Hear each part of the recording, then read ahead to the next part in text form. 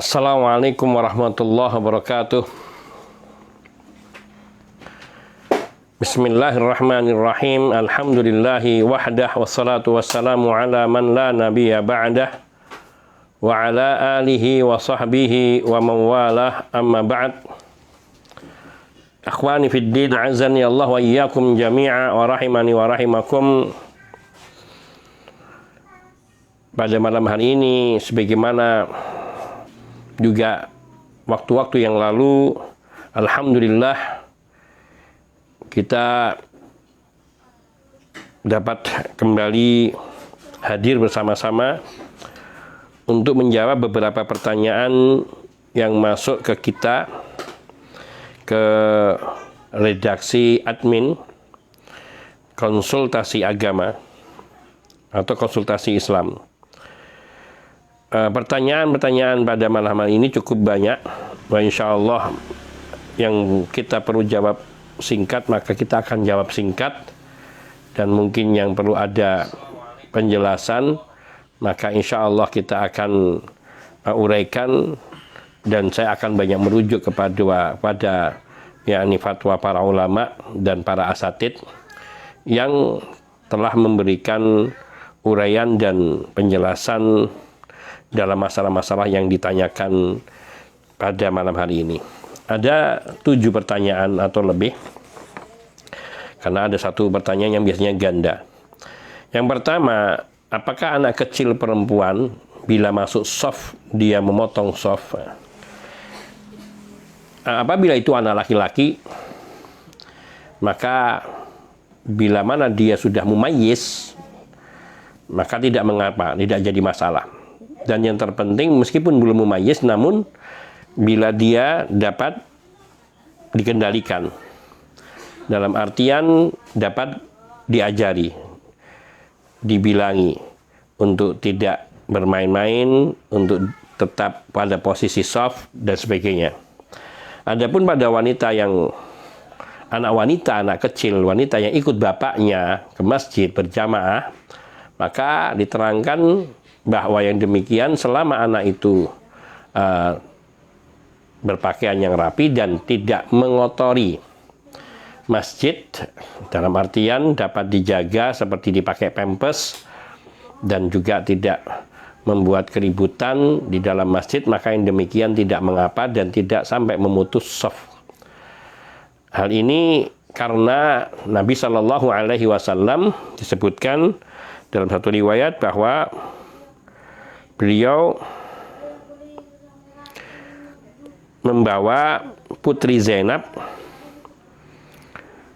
untuk pergi masjid, bahkan ketika Nabi sholat, maka putri dari Zainab tersebut, Umamah, ia ada di dalam gendongan Nabi Shallallahu Alaihi Wasallam. Disebutkan di sini oleh Abu Qatadah radhiyallahu taala anhu, kharaja alaina Nabi sallallahu alaihi wasallam wa Umamatu bintu Abil As ala atikihi fa shalla fa idza raka'a wa du'aha wa idza rafa'a rafa'aha. Kami keluar untuk sholat bersama Nabi. Nabi sallallahu alaihi wasallam datang menemui kami dalam keadaan beliau membawa Umamah Abil As, yakni di pundaknya. Lalu Nabi sallallahu alaihi wasallam sholat. Apabila beliau ruku, maka beliau meletakkan Umamah binti Abil As. Kemudian wa idza rafa'a rafa'aha, dan apabila beliau bangun dari rukunya, maka beliau juga mengangkat Umamah. Hadis ini diriwayatkan oleh Imam Bukhari dan Muslim. Maka di sini dijadikan dalil oleh para ulama bolehnya membawa anak-anak perempuan yang kecil ke dalam masjid meskipun di bawah usia tamyiz, karena bersandar kepada riwayat dari Abu Qatadah radhiyallahu taala anhu ini. Namun dengan ketentuan bahwa ia berada dalam pengawasan sang ayah atau orang tuanya, ayahnya di sini, atau dia di bawah pengawasan saudara laki-lakinya yang sudah dewasa. Kalau seandainya dia ikut sama ibunya maka tidak ada masalah. Misalnya di soft perempuan, maka nggak ada masalah. Yang kedua, diusahakan bahwa anak perempuan tersebut tidak mengganggu jamaah. Tidak mengganggu jamaah yang sedang sholat. Tentunya dengan lemah lembut diajari tentang sholat. Yang ketiga, agar dijaga jangan sampai anak tersebut mengotori masjid. Baik itu air kencingnya atau buang air besar. Sehingga diusahakan sebelum ke masjid, anak perempuan itu, anak perempuan kecil sudah dibuang pipiskan, dipakaikan pampers, dan juga dalam keadaan sudah tidak, artinya di waktu-waktu yang tidak dia biasa buang air besar, sehingga lebih terjaga. Yang keempat, tidak memberikan pakaian-pakaian yang ketat, pendek. Dan ini termasuk pendidikan pada diri putri-putri yang masih kecil untuk menjaga kehormatannya, menutupi auratnya. Dan ini tidak hanya di masjid, tapi di mana saja sebenarnya. Dan inilah yang dijadikan dasar bolehnya seorang muslim membawa putrinya yang masih kecil ke dalam masjid di dalam sholat berjamaah. Dengan memperhatikan 4 hal di atas. Yakni, dengan demikian maka insya Allah tidak mengapa. Dan itu, penjelasan ini mengandung makna tidak ada soft terputus. Demikian pula membawa anak kecil ke dalam soft, itu juga tidak memutus soft. Karena Nabi SAW ketika beliau diminta oleh ibunya Anas bin Malik radhiyallahu ta'ala anhu untuk sholat di rumah beliau, maka saat Nabi datang dan sholat bersama mereka, Nabi menjadi imam dan Anas bin Malik menjadi makmum bersama dengan anak dari ibunya atau adik tirinya. Dan ibunya, Ibu Anas bin Malik berada di belakang, paling belakang. Di sini karena adiknya Anas bin Malik ini laki-laki, dia berdiri di samping Anas bin Malik. Padahal dia masih di bawah umur tamyiz, masih bawah anak-anak. Dan di sini sekiranya bahwa anak kecil itu memutus shaf, maka tentu Anas bin Malik akan ditempatkan oleh Nabi SAW di sebelah kanannya. Dan sang anak akan ditempatkan bersama dengan ibunya. Namun tidak, hal ini menunjukkan bahwa shafnya anak tidak memutus shaf, barisan shaf, meskipun dia di bawah usia anak-anak. Namun yang perlu diperhatikan di sini, baik itu anak laki-laki maupun anak perempuan, bahwa hendaknya orang tua yakni membimbing anak-anaknya untuk tidak bermain-main ketika sedang sholat. Sehingga kalau perlu bahwa orang tua selalu memegangi anak meskipun di dalam sholat, agar anak tersebut tidak berkeliaran yang nantinya akan mengganggu orang-orang yang sholat.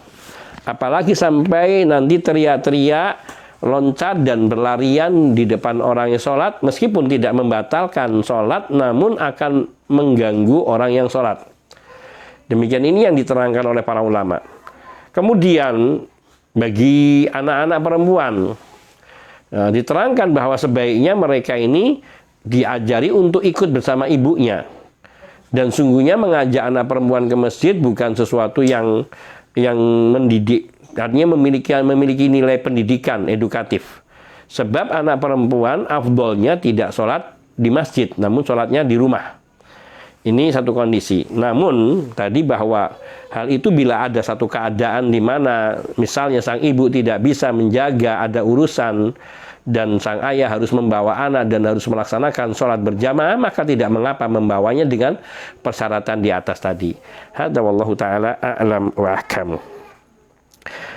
Dan di sana ada keterangan yang lainnya, yang terintinya apabila sang anak itu tidak mengganggu, maka tidak mengapa. Dan bila anak itu masih usia yang belum bisa dikendalikan dan belum bisa diarahkan, maka yang utama untuk tidak membawanya ke masjid, sebagaimana ini juga diterangkan oleh ulama lajnah daimah. Hadza wallahu ta'ala a'lam. Kemudian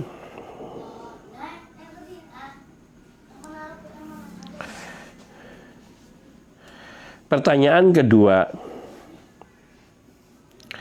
yakni ada ayat di dalam Al-Quran yang berbunyi wa may yattaqillah yaj'al lahu makhrajan wa yarzuqhu min haitsu la yahtasib. Barang siapa yang bertakwa kepada Allah, maka Allah akan memberikan baginya jalan keluar dan akan memberinya rezeki dari arah yang tidak terduga-duga. Tafsir ayat ini telah dijelaskan di dalam tafsir Ibnu Katsir bahwasanya man yattaqillah, yakni orang yang bertakwa kepada Allah, artinya dia melaksanakan perintah-perintah Allah dan menjauhi larangan-larangan. Takwa itu lebih pada sifat aplikatif, pengamalan, bentuk perbuatan, yaitu menjalankan perintah dan meninggalkan larangan. Sehingga dikatakan barang siapa yang bertakwa kepada Allah pada perkara apa yang Allah perintahkan dan meninggalkan apa yang Allah larang, niscaya Allah akan berikan baginya dari urusannya, yaitu jalan keluar dari urusan yang dihadapi, kesulitan-kesulitannya.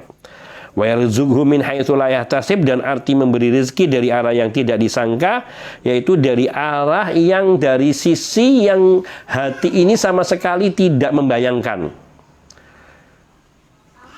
Yakni min jihatin la takhtur bi balihi, sama sekali tidak terfikirkan bahwa dia akan mendapatkan rezeki dari arah sini. Seperti misalnya dia bertakwa kepada Allah, kemudian tiba-tiba ternyata ada orang yang dulu pernah dia tolong kecil, dia datang dengan memberikan bantuan yang dia butuhkan. Itu satu contoh, dan banyak sekali dalam kehidupan ini yang seringkali sungguhnya kita mendapatkan pertolongan dan jalan keluar dari arah yang tidak disangka-sangka. Imam Ahmad meriwayatkan dari Abu Dzar radhiyallahu ta'ala anhu sebuah riwayat yang cukup indah berkaitan dengan masalah ayat ini.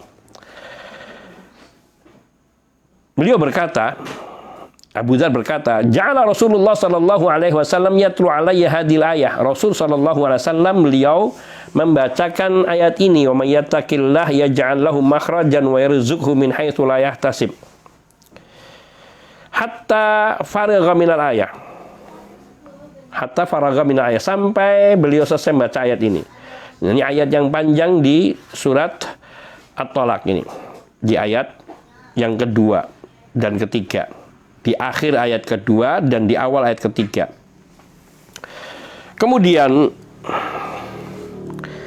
Nabi Shallallahu Alaihi Wasallam beliau bersabda, "Ya Abu Dzar, law anna an-nasa kullahum akhadhu biha kafathum." Wahai Abu Dzar, sekiranya semua orang berpegang atau mengamalkan ayat ini, maka ayat ini akan mencukupi buat mereka. Artinya cukup untuk jadikan pegangan bagi mereka. Apa? Bertakwa kepada Allah dan semua persoalan selesai. Karena Allah akan memberikan jalan keluar. Yang menjadi masalah, kebanyakan kita tidak mengerti bagaimana bertakwa kepada Allah dengan cara yang benar. Maknanya ketika seseorang bertakwa kepada Allah, dia belum benar-benar melaksanakan takwanya kepada Allah. Karena janji Allah mutlak tidak akan meleset. Seseorang mungkin merasa dia sudah bertakwa, tapi sungguhnya dia tidak bertakwa atau belum bertakwa atau belum sempurna takwanya. Yaitu ditandai bagaimana sikap dia terhadap ajaran dan tuntunan agama, perintah-perintah dan larangan-larangan Nabi Shallallahu Alaihi Wasallam. Karena sungguhnya takwa Allah adalah bukti real dari keimanan seseorang. Iman itu adalah berangkat dari keyakinan di dalam hati yang kemudian dia nyatakan dengan lisannya, dan perwujudan amaliyahnya itulah yang membuahkan ketakwaan. Oleh karenanya ketika Allah memerintahkan kita berpuasa, Allah akhiri ayat ini dengan pernyataan la'allakum tattaqun, agar kalian bertakwa. Artinya ketika seorang itu melaksanakan perintah Allah, yaitu perintah berpuasa di ayat ini, surah Al-Baqarah ayat 185 atau 185 ini, maka apabila dia melaksanakan puasa dengan benar dan baik, maka dia akan memperoleh derajat takwa tadi. Maka demikian pula setiap kita manakala dia bertakwa dengan sesungguh hati, maka Allah, janji Allah itu pasti. Yaj'al lahu makhraja. Allah akan berikan baginya jalan keluar dari persoalan yang dihadapinya. Dan bahkan ditambahkan wa yarzuqhu min haitsu la yahtasib, dan Allah akan memberinya rezeki dari arah yang tidak diduga-duga. Kemudian makna rezeki ini umum. Tidak harus bentuk materi. Bahkan ketaatan yang bertambah itu merupakan karunia rezeki. Ketenangan hati itu juga merupakan rezeki. Kebahagiaan yang dia rasakan dalam beribadah kepada Allah itu juga rezeki. Bahkan itu yang patut untuk dikatakan min haitsu la yahtasib, yakni dari arah yang tidak disangka-sangka. Karena sungguh banyak di antara kita sulit untuk bisa merasakan kebahagiaan, kenikmatan beribadah kepada Allah. Maka ketika seorang itu bertakwa kepada Allah dan memperoleh kenikmatan beribadah kepada Allah, maka itu adalah karunia rezeki yang tidak terduga-duga. Dan itulah yang menjadi tujuan. Termasuk juga rezeki, yakni apa yang menjadi kebutuhan kita akan terpenuhi.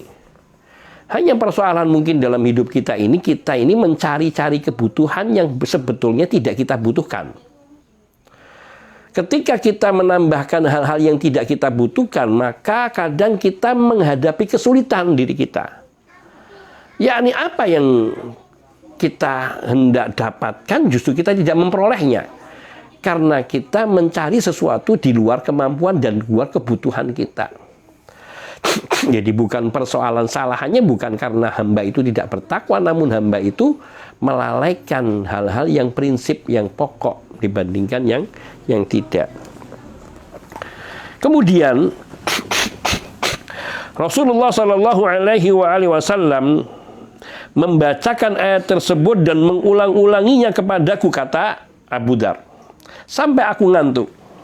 Yakni Nabi mengulang-ulang ayat ini agar itu tertanam di dalam diri Abu Dar Al-Ghifari radhiyallahu ta'ala. Wa may yattaqillaha yaj'al lahu makhrajan wa yarzuqhu min haitsu la yahtasib. Atau ayat sepenuhnya, wa idza balagna ajalahunna fa amsikuhunna bima'rufin aw fariqunna bima'rufin wa ashidu dawa adlin minkum wa aqimus syahadata lillah dzalikum yu'adzu bi man kana yu'minu billahi wal yawmil akhir wa may yattaqillaha yaj'al lahu makhrajan wa yarzuqhu min haitsu la yahtasib wa may yatawakkal 'ala Allahi fa huwa hasbuh innallaha balighu amri qad ja'ala Allahu likulli syai'in qadra. Mungkin ayat ini yang dibacakan atau mungkin ayat dipotongkan wa may yattaqillaha yaj'al lahu makhrajan saja. Sampai Abu Dar ngantuk. Kemudian Nabi Shallallahu Alaihi Wasallam bersabda, Ya Abu Dar, kaifa tasna'u idza ukhrijta minal Madinah? Ya Abu Dar, wahai Abu Dar, apa yang hendak kau lakukan? Apa yang akan kau lakukan bila engkau diusir dari kota Madinah, dikeluarkan dari kota Madinah? Qultu, kata Abu Dar, aku katakan, ila sa'ati wa da'ati antarik. Saya akan pergi ke bumi yang lebih luas dan yang lebih tentram. Fa'akunu hamamatan min hamami Makkah, sehingga aku mungkin akan menjadi merpati, salah satu burung merpati dari merpati-merpati yang ada di kota Makkah. Maknanya saya akan pergi kota Makkah yang lebih luas di sana, lebih tentram. Lalu Nabi bertanya lagi, qal kaifa tasna idza ukhrijta min Makkah? Lalu bagaimana kalau engkau diusir dari kota Makkah? Apa yang akan kau lakukan?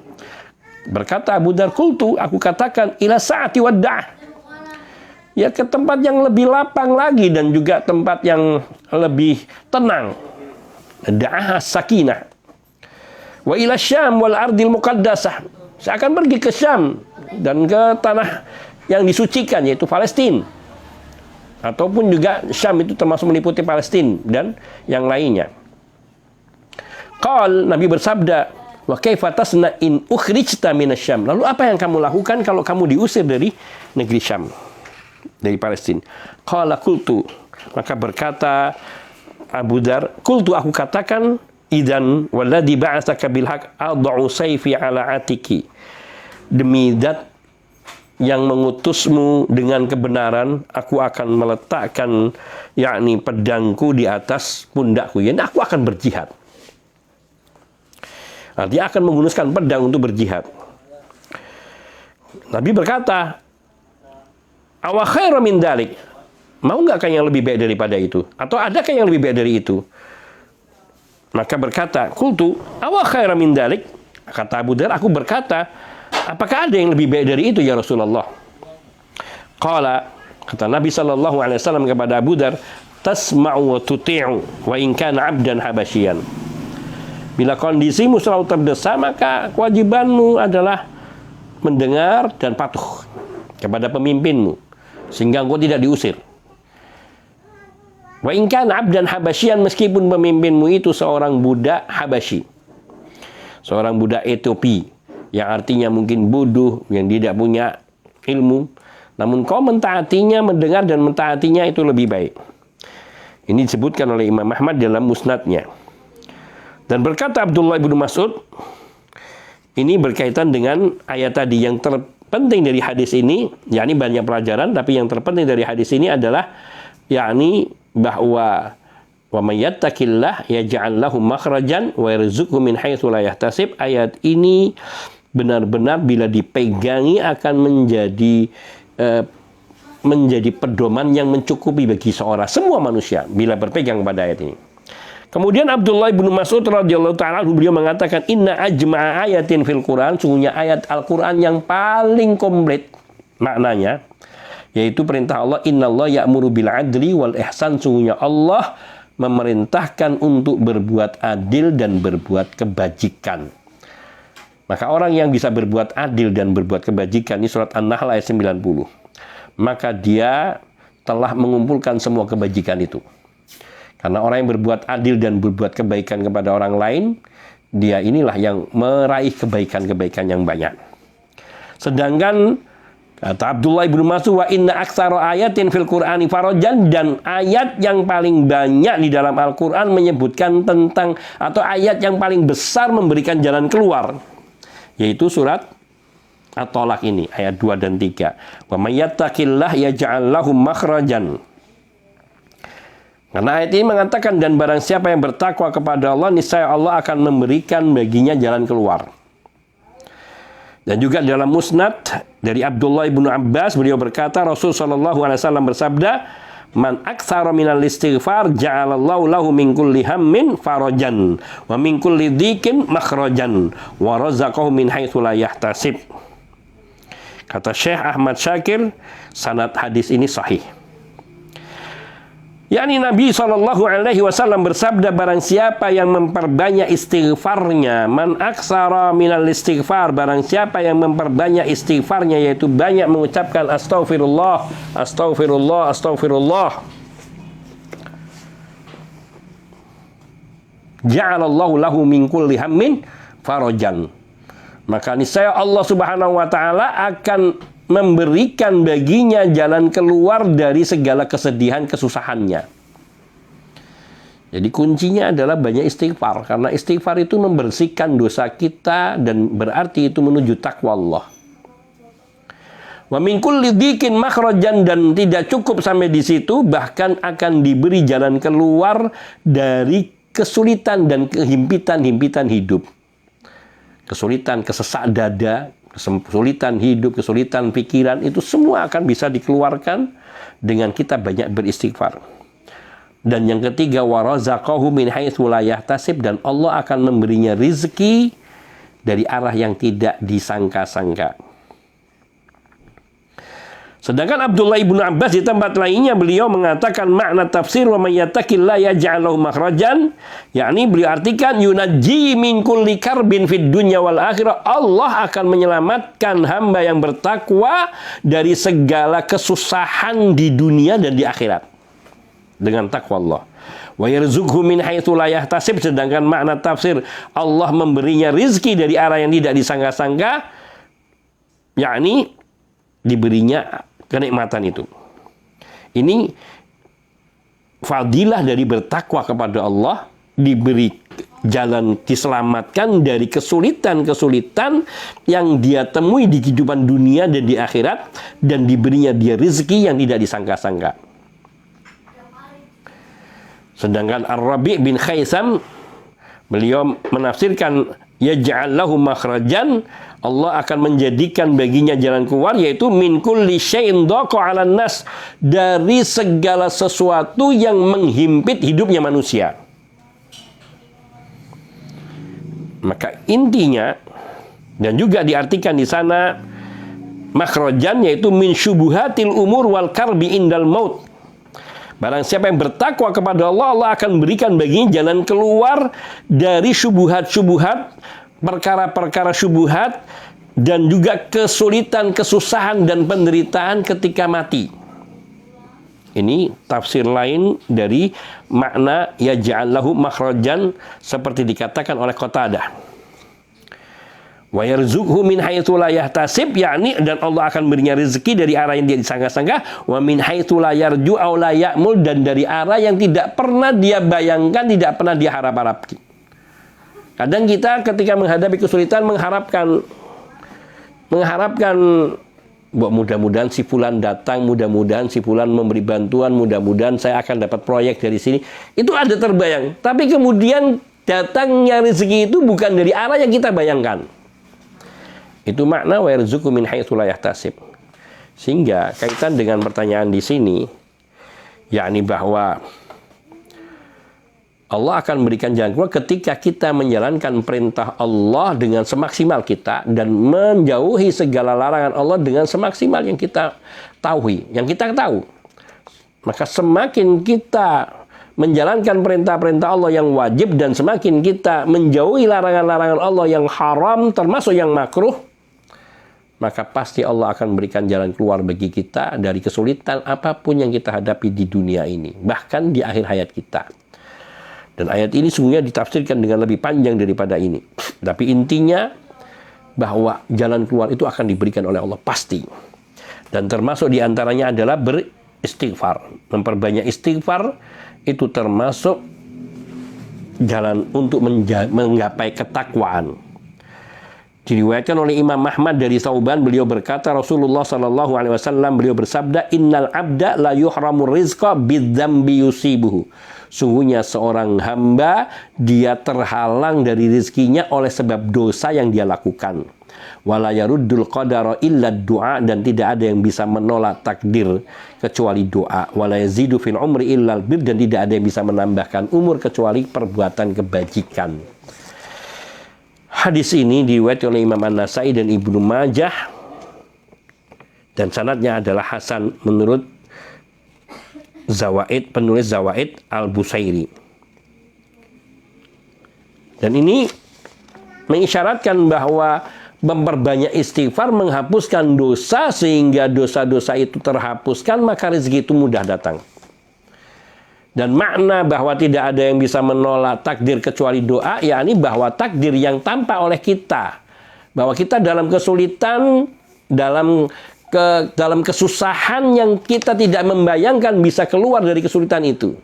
Namun ketika kita tulus berdoa dan yakin kepada Allah, maka Allah akan bukakan jalan. Inilah makna tidak ada yang bisa menolak takdir, yakni yang ada dalam bayangan kita, takdir kita, kecuali doa. Ketika kita berdoa tulus, kemudian Allah kabulkan doa kita, maka kesulitan yang kita hadapi itu insya Allah akan diberi jalan keluarnya. Sedangkan dalam sebuah hadis disebutkan, yakni ketika kita ini mungkin dia menyebutkan secara maknawi, ketika kita mencukupkan untuk akhirat, maka Allah Ta'ala akan mencukupi kebutuhan dunia kita. Maksudnya man ja'alal akhirata akbara hammihi, barang siapa yang menjadikan kehidupan akhirat itu cita-citanya tertinggi, ja'alallahu al-ghina baina ainaihi, atau ja'alallahu baina ainaihi ghina. Allah akan, barang siapa yang menjadikan tujuan hidupnya adalah akhirat, yang dia lakukan hanya karena Allah semata-mata, apapun yang dia lakukan karena Allah, maka Allah akan jadikan dia merasa cukup, kaya. Rasa cukup itu akan terpampang di kedua matanya. Wa jama'a syamlau, dan Allah akan mudahkan semua urusannya. Mudahkan semua urusannya dari mulai mentaati Allah, beribadah kepada Allah, sampai berbagai macam kesulitan dalam kehidupan ini akan terhindar. Wa atatid dunya wa hiya raghimah, dan dunia akan datang kepadanya dalam keadaan hina. Yakni orang-orang yang mementingkan kehidupan akhiratnya, dia akan meletakkan dunia itu di kakinya, tidak di hatinya. Dan itu maknanya bahwa hidup di dunia ini haruslah kita yakin sepenuh hati kita untuk kita sandarkan kepada Allah, karena Allah Subhanahu wa Ta'ala telah menjamin kebutuhan kita. Dan di sana ada hadis Nabi SAW, ya ini wasiat Nabi kepada sepupunya Abdullah ibnu Abbas radhiyallahu ta'ala anhuma, yang mengatakan, ya gulam, ihfadillah yahfadka, ihfadillah tajidhu tujahaka, wa idza sa'alta Allah fas'al, wa idza sa'alta fas'alillah, wa idza sta'anta fasta'in billah. Dan ceritanya kemudian menyebutkan, dan sekiranya seluruh umat, kalau annal ummata istama'u, sekiranya semua umat berkumpul, mereka ingin membahagiakanmu, menyenangkanmu, memberi manfaat kepadamu, maka tidak akan tercapai apa yang mereka lakukan itu kecuali dengan izin Allah. Artinya kalau Allah nggak mengendaki. Sebaliknya, meskipun sekalian umat itu berusaha mencelakaimu, menyulitkanmu, memadaratkanmu, namun mereka tidak akan pernah bisa kecuali dengan ketetapan yang sudah ada di dalam takdir Allah. Dan takdir pena itu sudah diangkat. Maknanya takdir kita itu sudah tercatat rapih dan tidak ada perubahan. Maka tidak ada yang perlu kita risaukan. Nah, kemudian pertanyaan ketiga. Ini pertanyaan yang sangat bagus, menjadi pelajaran bagi kita, yaitu ketika tetangga kita lapar atau saudara kita lapar atau dalam kesulitan, apakah kita berdosa jika kita tidak membantu? Ya, kalau kita tahu. Kalau kita tahu kemudian kita membiarkan saudara kita dan kita mampu. Kita tahu dan kita mampu, namun kita membiarkan saudara kita dalam kesulitan, maka kita berdosa. Namun bila kesulitan itu berasal dari kemaksiatannya, berasal dari kelalaiannya menunaikan hak-hak Allah, atau kesulitan itu dia bikin sendiri, yaitu untuk memenuhi hajat-hajat yang tidak perlu, maka yang demikian ini tidak disalahkan. Karena yang seperti ini tidak akan ada penyelesaian dari orang yang membantu.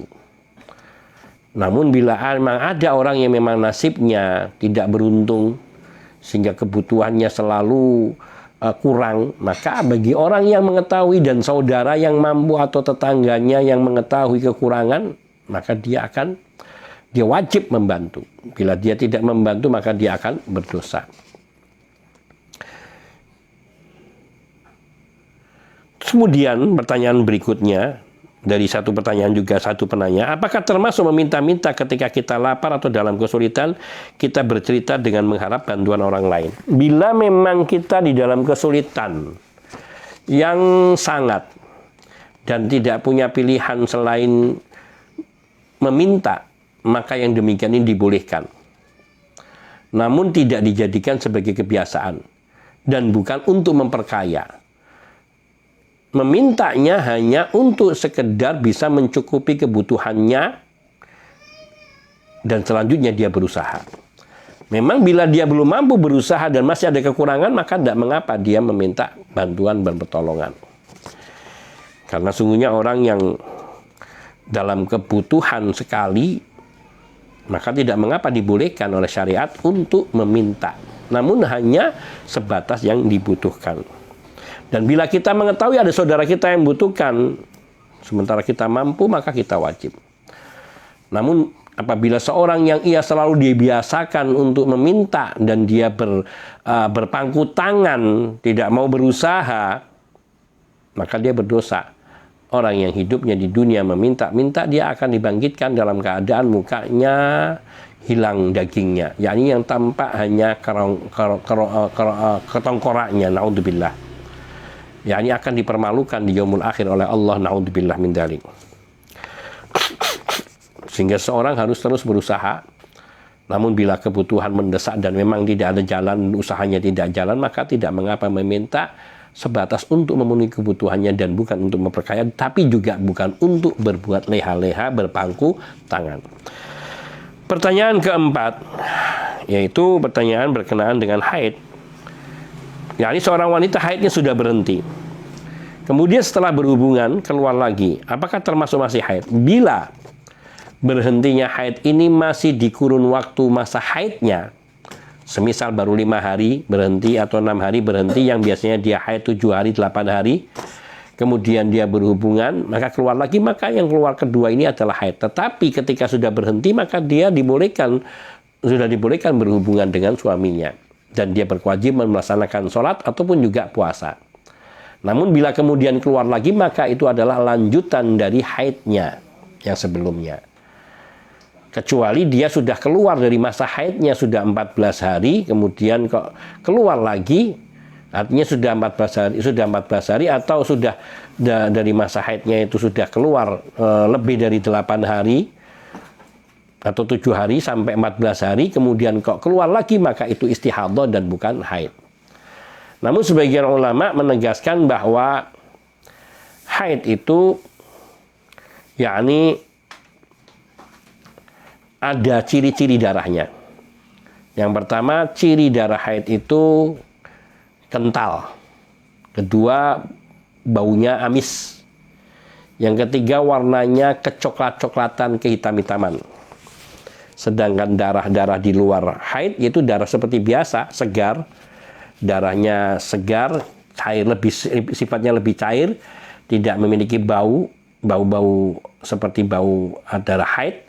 Dan juga warnanya warna merah biasa, merah pekat biasa, tidak sampai kepada kecoklat-coklatan atau coklat mendekati ke hitam. Hadza wallahu taala alam wa ahkam. Pertanyaan kelima, apa hukum jual beli melalui marketplace seperti Shopee, Tokopedia dan lain-lain? Kemudian apa hukum jual beli makanan secara online yang dibayar melalui uang virtual seperti GoPay? Ringkasnya, jual beli melalui marketplace ini, kalau dimaksudkan marketplace-nya di sini adalah kita hanya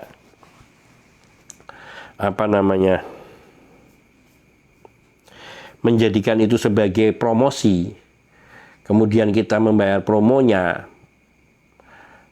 dan dilakukan dengan benar, maka tidak mengapa.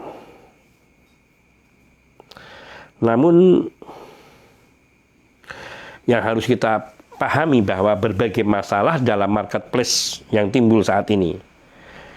Yakni dalam bisnis marketplace saat ini, pertama misalnya jualan emas. Ini nggak bisa. Karena jual emas itu harus yadan biyadin, tunai dalam majelis akad.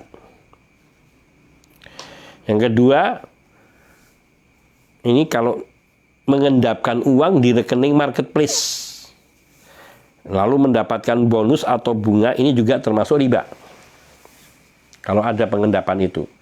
Namun kalau sifatnya yakni hanya langsung membeli dan tunai, membeli dengan membayar, dan juga pihak penjual itu menggunakan marketplace yaitu sebagai perjanjian bahwa harga sekian dan sekian persennya adalah untuk yang pihak marketplace seperti Tokopedia, dan barang yang dijual belikan halal, maka yang demikian itu insya Allah halal. Yang dimaksudkan di sini keharaman yang terjadi pada marketplace tadi biasanya pembayaran yang menggunakan GoPay atau juga OVO atau uang virtual. Yang itu berarti mengendapkan uang di rekening marketplace lalu mendapatkan bonus atau bunga. Ini juga termasuk riba.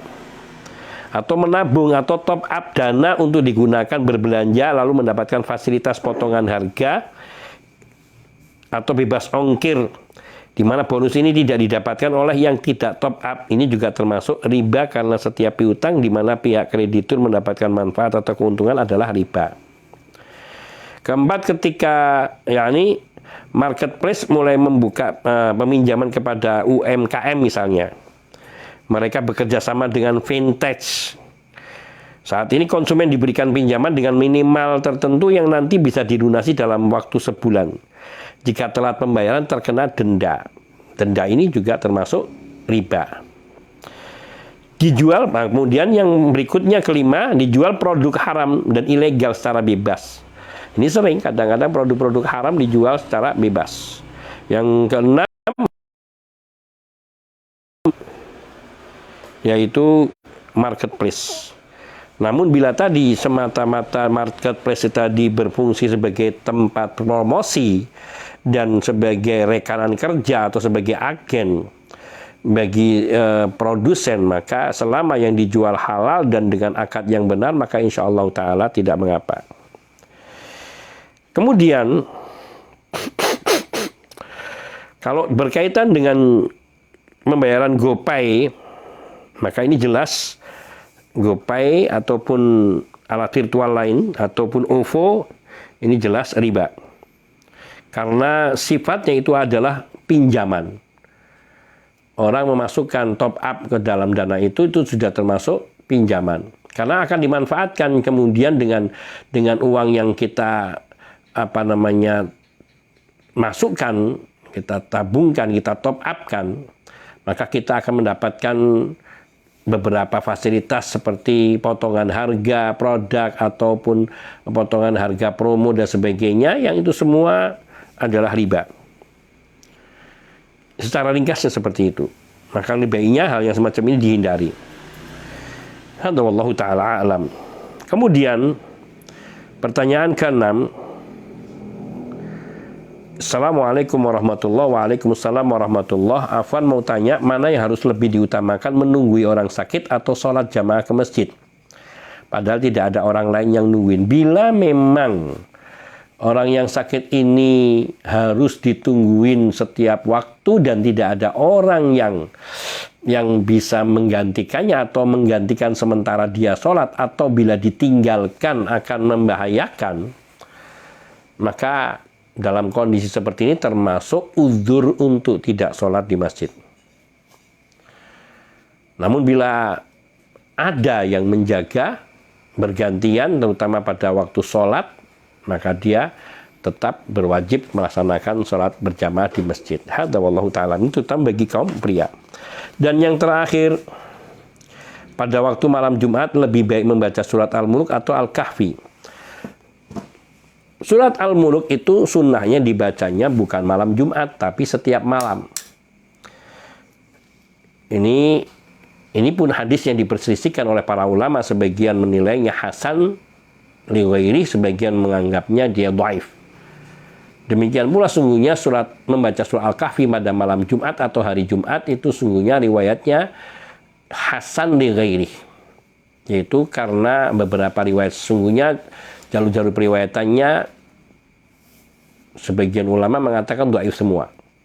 Namun Syekh Albani rahimahullahu taala menilai bahwa hadis tentang membaca surat Al-Kahfi pada malam Jumat atau hari Jumat, hadis ini mencapai derajat hasan li ghairi atau sahih atau hasan.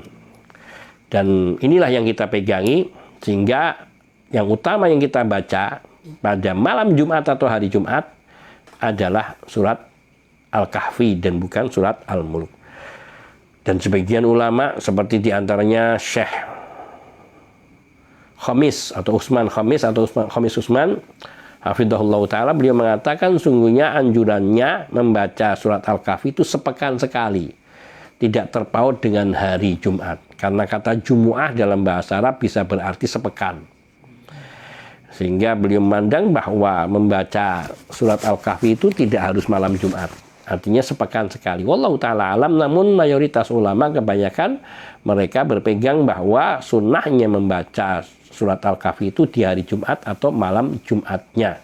Sebagaimana juga diterangkan oleh Syekh Albani atau Syekh Muhammad bin Shalih Al-Utsaimin, yaitu dari mulai malam Jumat, dari terbenamnya matahari sampai sebelum masuk waktu maghrib hari Jumat. Itu waktu untuk membaca surat Al-Kahfi. Hadza wallahu ta'ala alam. Dan yang dibaca bukan hanya 10 ayat pertama atau 10 ayat terakhir, namun satu surat Al-Kahfi sepenuhnya. Sedangkan membaca 10 ayat terakhir atau 10 ayat pertama dalam surat Al-Kahfi itu rutin, harusnya sunnahnya dibaca rutin setiap hari, yang dihafalkan dan dibaca secara rutin. Hada wallahu ta'ala a'lam wa ahkam. Mungkin ini saja 7 pertanyaan yang telah kita bacakan jawabannya. Semoga apa yang kita sampaikan adalah hal-hal yang diridhai oleh Allah Subhanahu wa taala. Kebenaran mutlak hanya milik Allah Tabaraka wa Ta'ala semata dan Rasulnya Sallallahu Alaihi Wasallam sebagai penyampainya, dan yang salah dan keliru mereka Allah Subhanahu Wa Ta'ala dan Rasul Sallallahu Alaihi Wasallam terbebaskan dari kekeliruan, dan kekeliruan itu bersumber dari diri saya, dan saya mohon ampun kepada Allah Tabaraka wa Ta'ala. Hadza minni wal afu minkum wa sallallahu wasallam ala nabiyyina Muhammadin wa alihi wa sahbihi ajma'in walhamdulillahi rabbil alamin. Subhanakallahumma bihamdika asyhadu an la ilaha illa anta astaghfiruka wa atubu ilaik. Assalamualaikum warahmatullahi wabarakatuh.